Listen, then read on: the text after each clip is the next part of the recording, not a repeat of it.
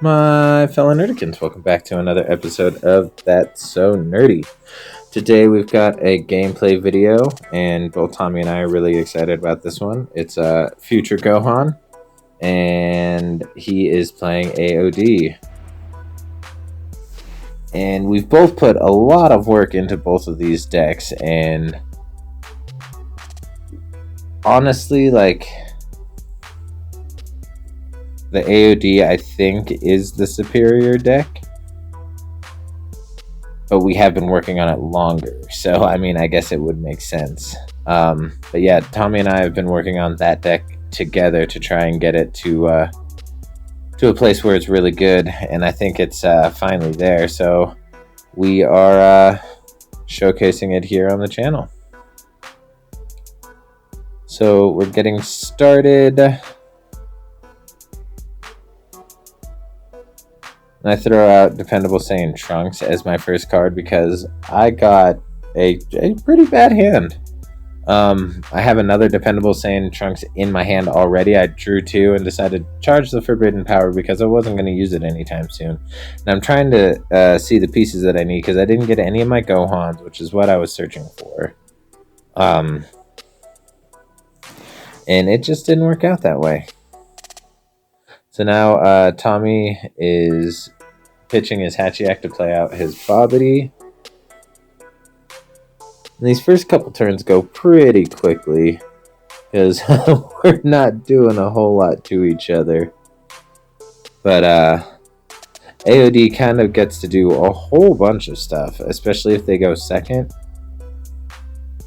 So Tommy takes a life for playing AOD Strike Back, and then he also takes the life for the leader's ability.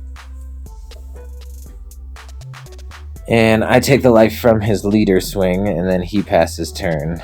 And I just drew my boss card, which is nice, but at the same time, I don't need him yet. Because as you can see, I just charged one of the Dependable Saiyan Trunks. I'm going to play out my Unison, which is a Piccolo Spirit Boost Defender. He's definitely, it's very choice that I got him out second turn, considering everything that I have.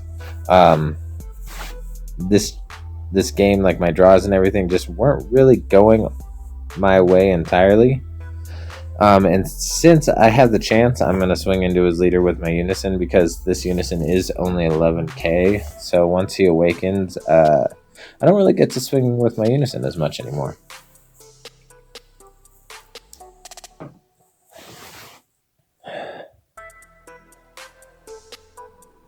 Oh yeah, and then I pass turn. We go to Tommy, and right now we're just jawing about like strategies and cards and stuff. We're actually kind of wasting some time. And then we remember, oh yeah, we're filming. So he plays out his Android 13 so he can shuffle cards back into his deck. And I counterplayed it with Vegeta because I was hoping that he was going to be playing out his Turles. And I was trying to stop this the search ability with Turles because you have to swing with Turles to get it. But since the Android 13 wasn't played with the counterplay ability, I don't have to pop one of my battle cards, which is really nice. Right, is that this one? I think it's this one. Or I might have to pitch. I think that might be what it is, actually. So he swings in with Lee to activate Vegeta's blocker because Gohan has an alternate awakening that if you have a yellow blocker card that gets KO'd, you can burst 3 and then awaken. So now Tommy awakens to kill my Vegeta, and then as Vegeta dies, I burst 3, and then you see right there, that's my SCR. I get to draw 2 cards when he awakens, so that's kind of nice. But yeah, my SCR, the SCR in this deck is Sin Shenron. Like I said before, we proxy in our SCRs for these gameplay footages because this is just casual rounds in my kitchen, and I don't want to I don't want to batter up the SCRs just playing casually. Alright, so I take 1 damage from him, from the Hatchy X-Wing that he used to warp my Trunks that was on board. And then I finally pull a Gohan, so I feel okay charging the Trunks, because that's what I was going to do, is I was going to charge something and then play the Trunks to try and search out the Gohan again. So now I'm using the Gohan to activate main, pay an energy, place it in your drop area, and you get to play out a 3-drop Trunks, and then the Trunks allows you to search out one of those Gohans again. Really, really good ability.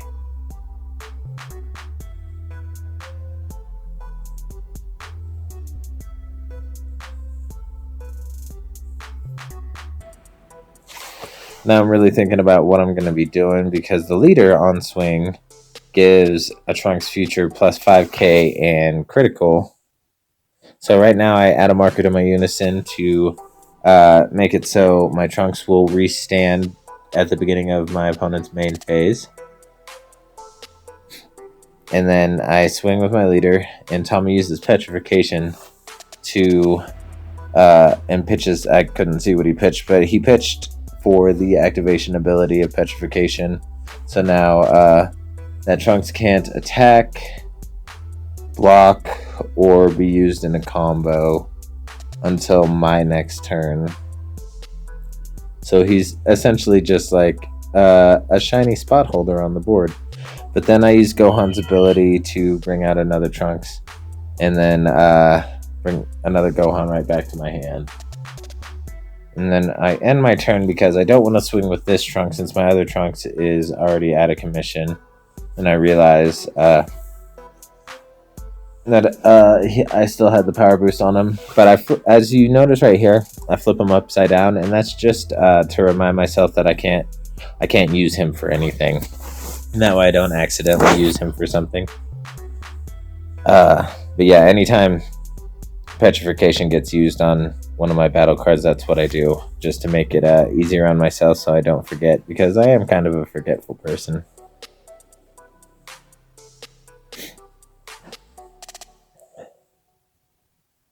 Alright, so he's going to play out Broly. He's going to pop my Trunks that isn't petrified, which is really smart, because all the 3-drop Trunks in this deck have blocker. Honestly, the majority of the cards in this deck have blocker, and it's really, really nice.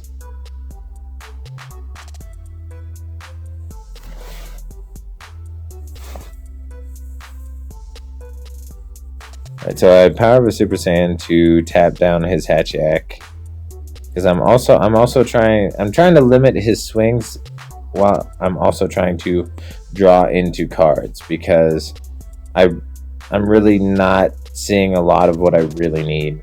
And you'll see how much I'm hurting to see what I want here, and I believe it's my next turn that I do this, and it doesn't feel great because it's not how you want to do it. So he swings with his leader, I use my blocker token, and then he finally passes turn. So it's my turn again, and I think, what do I charge here? Okay, yeah, I charged the Blessing of the Tree of Might, and then this is where it happens. It didn't feel good playing it like this at all. It really didn't, but I had to do something.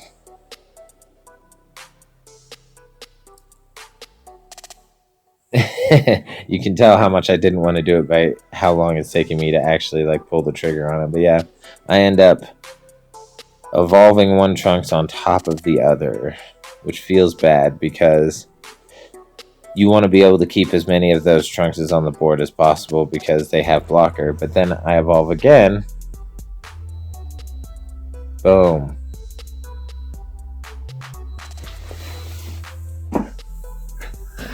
So now I've got my boss card on the board, and he is dangerous if he isn't dealt with, honestly, because he's got so many keywords, and then with the leader's ability, he gains another keyword, critical. But yeah, he's got so many keywords, it's ridiculous. Barrier, blocker, double strike, dual attack. So I swing and he counters with Garlic Jr., plays out a Turles.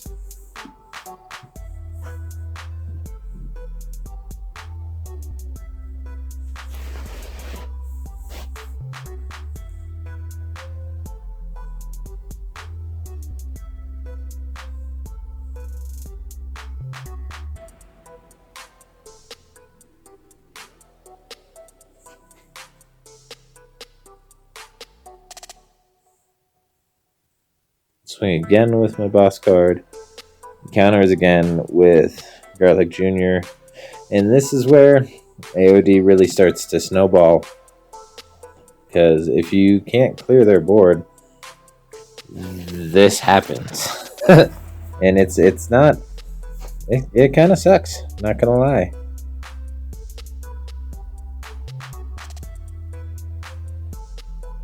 Alright, and then I swing in with my Unison and tap down Turles with Power Super Saiyan, because right now Turles doesn't have barrier since he was played with Garlic Jr.'s skills, because Garlic Jr.'s skill negates the skills of the card that it plays out from the deck. So now I also use my boss card's ability to choose the Turles and one of Tommy's energy to stay tapped at the beginning of his turn, so they're not going to untap, and that happens anytime that Trunks is in rest mode. And then as soon as Tommy plays his energy, because of Piccolo's ability, I get to restand Trunks. Really, really nice. Like, the synergy in this deck, once you have everything going, is really good. This is probably one of my most defensive decks, especially if I can establish a board and keep that board. This deck is so defensive, which is one of the reasons why I chose to use it against AOD, because AOD can just be so spammy and oppressive that you don't get to do a whole lot if you can't keep them from spamming the board.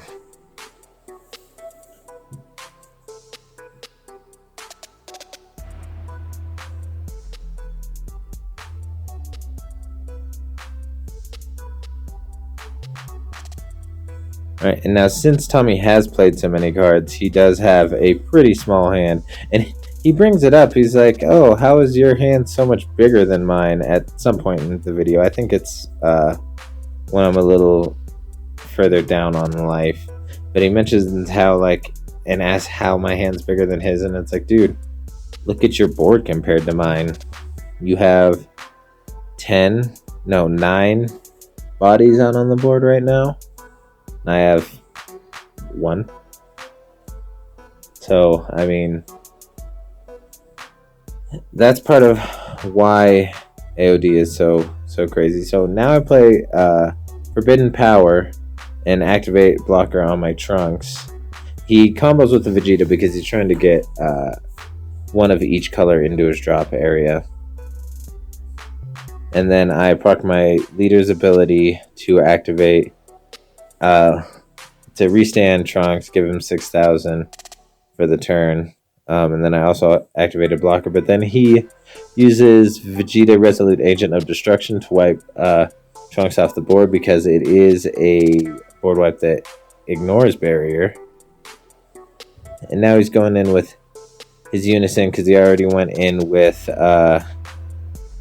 his leader. And this is actually the last swing he gets, because he doesn't have any more battle card swings after this because of Forbidden Power. And I'm not gonna lie, I dogged on Forbidden Power when it first came out, but the more and more I use it, the more I actually really like it and think that I should just keep it in my deck. So as you see, I had to take the it was 20 double strike crit because he didn't add the marker. But it still hurt because it took me down to 1. As you can see right there on top is one of my super combos, because I do like to run super combos in the decks that early awaken that play as soon as you have a Unison on the board, because it's not a life total, it's not anything like that. It's just if you have a Unison, it's live, so you get to draw a card with your super combo. And a lot of them are just inherent 10k combos, so that's useful as well. So now it's my turn, and I'm trying to figure out how I'm going to go in on him because he has a huge board. I do still have one more Forbidden Power in my hand. So, and then I get my last Gohan here.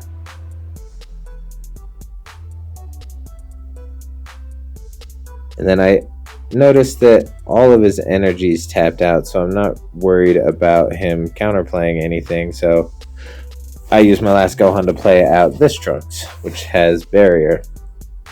Because I'm trying to get as much defense onto the board as I can, as well as maybe be able to apply some pressure to him, because now I'm in the hole. I'm hurting hard. I only have 1 life left. He's still sitting pretty at 3. And honestly, AOD in this situation isn't... I mean, they are stressed because the fact that all their energy is tapped out. But if you have energy as AOD, like, the things you can do, or the possibility of the things you can do, just make it so so your opponent really has to like change how they play, and it gets kind of rough sometimes. All right, so now he's swinging, or he's comboing out of the Trunks swing.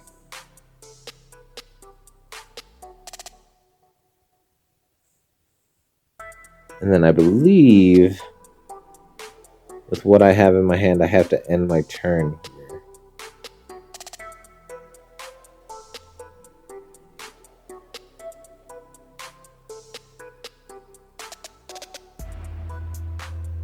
Yeah, I do end my turn, and I a little prematurely untapped the Trunks because I have to wait till he plays his energy or starts his main phase. So I switched Trunks back to rest mode.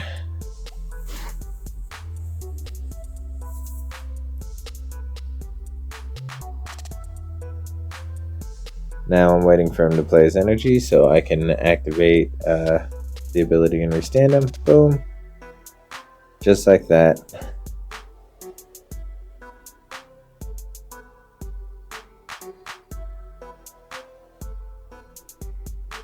Okay, so bam. I trigger the Forbidden Power and activate my Trunks' blocker so I don't have to take the damage, and he can only swing with battle cards 1 more time.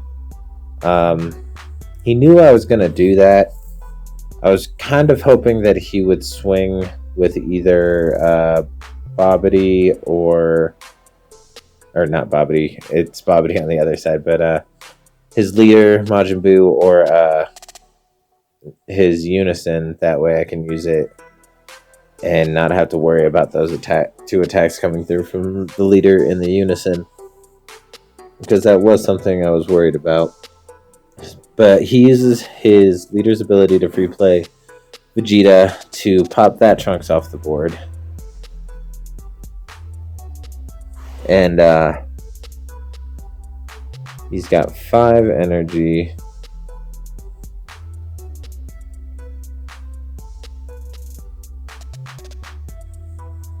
So he's swinging in with Vegeta, so I'm going to proc my leader's ability to restand Trunks and then give him the 6k and then tap him down.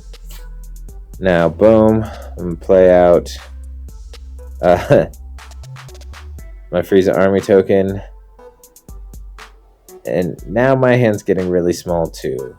We're both getting to like the end of our ropes when it comes to our hand. So he goes to play out his Bunisen, and I preemptively go to counterplay it. And since it's not a battle card, it doesn't tap down. But because it's Vegeta, I have blocker also. So I was able to protect myself from his Bunisen swing, which was really, really fortunate for me that I had him in my hand.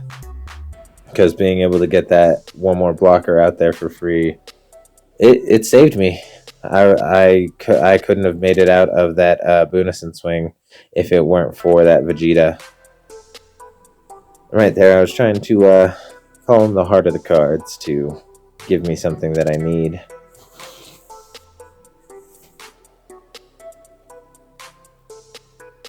And I know to myself, I know, and I'm telling myself that if I don't go hard this turn, if I don't go in with everything, I'm not making it past next turn, because there's nothing I'm going to be able to do to either counter or combo out, because my hand is so tiny.